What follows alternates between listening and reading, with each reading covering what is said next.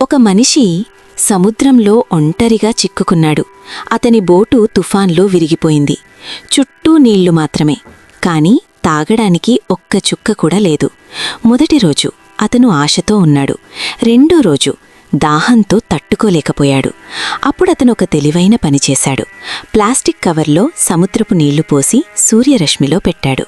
కొన్ని గంటల్లో నీటి బిందువులు వచ్చాయి. అతను బ్రతికాడనుకుంటున్నారా? మూడో రోజు ఒక షార్క్ అతని దగ్గరికి వచ్చింది. అతను పారిపోలేడు, కాని అతను షార్క్ కళ్లల్లోకి చూస్తూ కదలకుండా నిలబట్టాడు. షార్క్ అతన్ని వదిలేసింది. ఇదంతా అయిపోయిందా అనుకుంటే నాలుగో రోజు అతను ఆల్మోస్ట్ చనిపోయాడు. అప్పుడు దూరంలో ఒక హెలికాప్టర్ కనిపించింది. అతను కేకలు వేశాడు, కాని వాళ్లు వినలేదు. చివరికి అతనొక చిన్న ప్లాస్టిక్ ముక్కతో సూర్యకాంతిని రిఫ్లెక్ట్ చేశాడు. అదే అతని ప్రాణాలను కాపాడింది.